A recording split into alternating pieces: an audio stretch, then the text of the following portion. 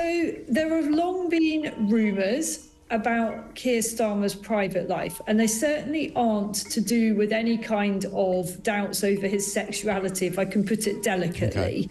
They are to do with his past and what the shape of his family really looks like. And it wouldn't be fair to go any further than that, but this is an open secret at Westminster that those question marks have been around for a long time, and papers have been extraordinarily restrained in not publishing any of that speculation. And even whether they've got, maybe there are publications that have more information than I'm aware of, they've been restrained. Why?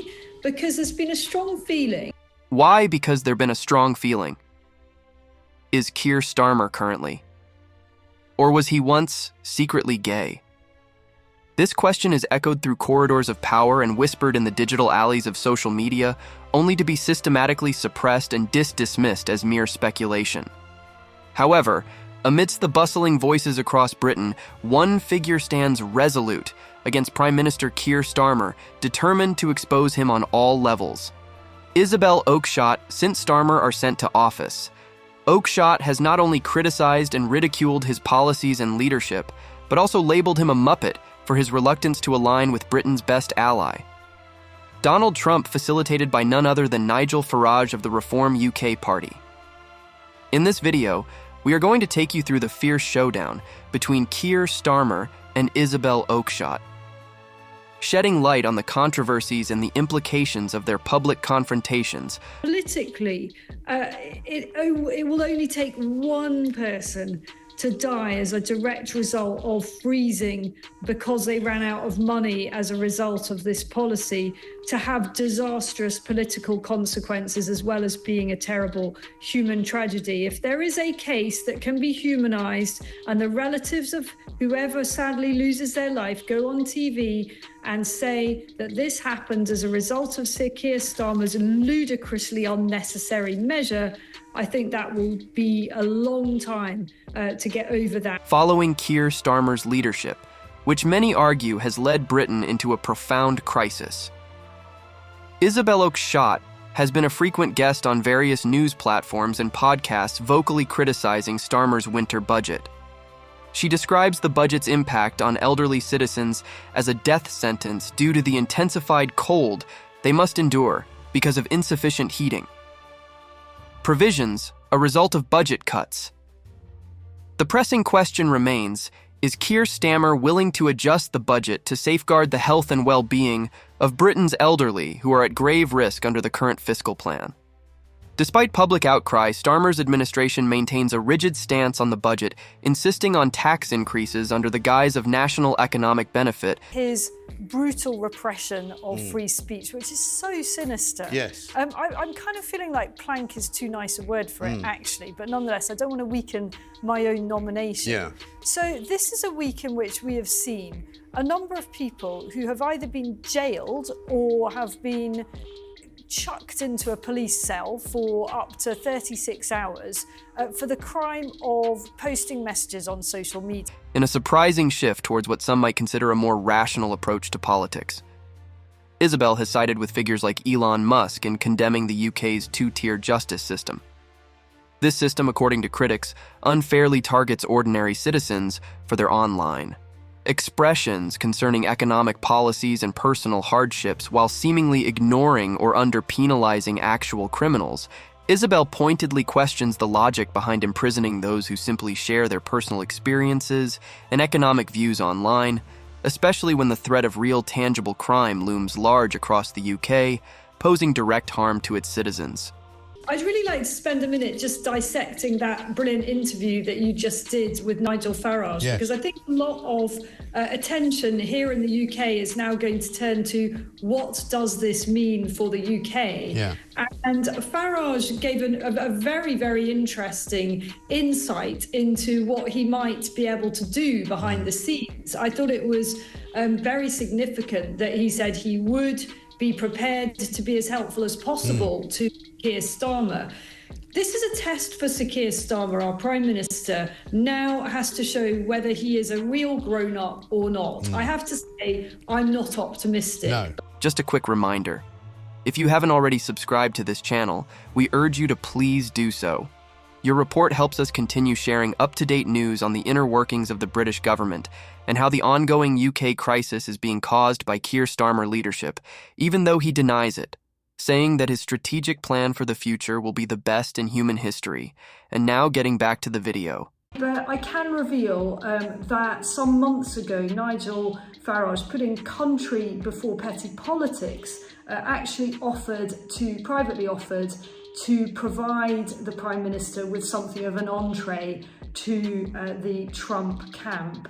As I understand it, basically, Starmer did nothing about that. Well, what a muppet. You know, why wouldn't you take up an offer like that? It would have positioned him much better than he's positioned now. Isabel Oakeshott's blunt nature surfaced once more when she freely called Kama a muppet. Her feedback stems from his clear unwillingness to accommodate and cultivate positive conciliatory relations with Donald Trump, a move that 95% of labor pioneers supposedly backed. Rather than leveraging his position to bind together and fortify ties, Starmer's choices have started critical contention. Isabel, moreover, commends Nigel Farage for not misusing the circumstance for political pickup, or maybe endeavoring to bridge crevices between the Labour government and outside partners, putting to test whether the Prime Serve is really open to dynamic universal associations. I must say that, you know, as the new Conservative leader, she really made Keir Starmer look pretty lame.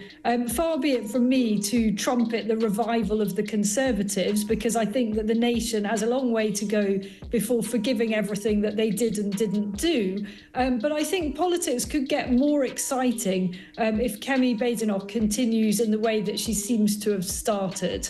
And, you know, there are then real choices for people to make coming up to the next election, which unfortunately for all of us is a very long way off. Isabel's commentary has, as often as possible, spotlighted those courageous sufficient to challenge Keir Starmer's approaches, and authority specifically not long back, she backed Kemi Badenoch, the pioneer of the restriction, who strongly criticized Starmer in Parliament. Bono's encounter centered on Esseat's authority disappointments and started a call for his renunciation. Isabel's support of such candidness recommends a developing disappointment with what she sees as a need of AAL and degenerate organization beneath Starmer, broadly commenting that on the off chance that Badenoch keeps up her force, she may viably restrict the wavering government. Just actually had a message from a former Special Forces veteran who is absolutely hopping mad about this. Let's just be really straightforward about what's happened here. The UK government, the Labour administration, has just given away vital parts of British overseas territories without any vote in the Commons, without any discussion with MPs, without giving any of our democratically elected representatives a say in the matter. They've given away islands which are of vital strategic importance to the UK and to our allies. And not only that, they have given them away to an ally of the Chinese. And to add insult to double injury, they're now going to make us, the British taxpayer, pay for it. Yeah. So as well as giving these islands... The activities and choices of Prime Serve, have drawn critical examination with numerous addressing. In case his arrangements really serve the national intrigued Isabel a lot, has implied that Starmer may be intentioned acting against the country's best interface by ceding British regions to countries that don't respond. Benefits to the UK, these activities have driven to extreme feedback, with a few charging Starmer of carrying on like a Stalinist, subtly organizing approaches that negate his open explanations. This contention highlights a significant detach between the government's announced destinations and the discernible results of its worldwide dealings. It's not sunny in Starmer world, is it? It's really not.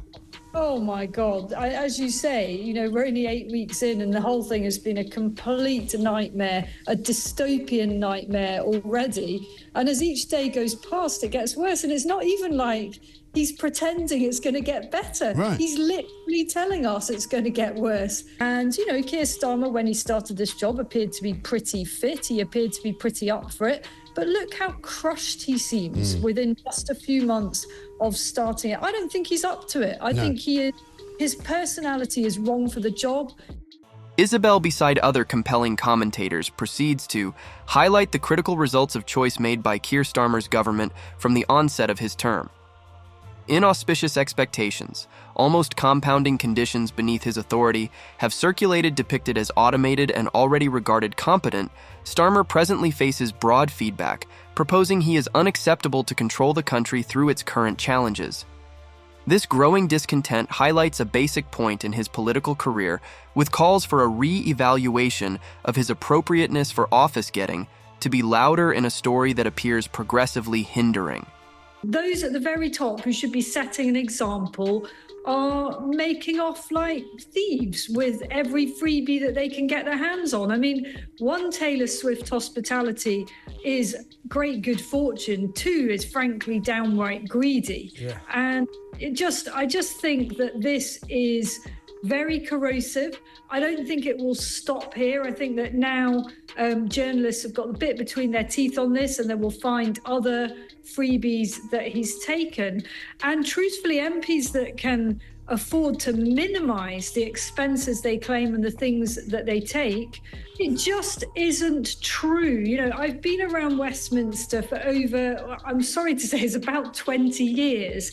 And, you know, during that time, got to know very, very well how MPs live and how they operate. And it is not true that they are showered in gifts or even offered modest things. And those with the integrity, who have their main focus on their constituents, in this case, Starmer's constituents are, by the way, the entire nation. That's the job he signed up to do not blithely accept hospitality worth thousands or even hundreds of pounds, and they certainly don't accept clothes. And are they to be offered these things? The sensible ones will immediately think two things. First of all, what does this person bearing gifts want from me? Yep. And secondly, however tempting these little luxuries might seem. To his picture, comma is regularly addressed approximately his astuteness and needs, particularly in light of his acknowledgement of excessive endowments in the midst of a national emergency. The continuous talk about centers on his capacity to oversee the country's squeezing issues, especially the unlawful migration emergency, which requests critical and successful arrangements, in spite of accepting luxurious endowments from celebrities like Taylor Starmer's inclination for keeping up a tall-profile social life over handling squeezing national issues is causing open and political distress. Isabel tenaciously seeks after clarity on these things, looking to reveal the genuine degree of legislative straightforwardness and responsibility in Starmer's organization.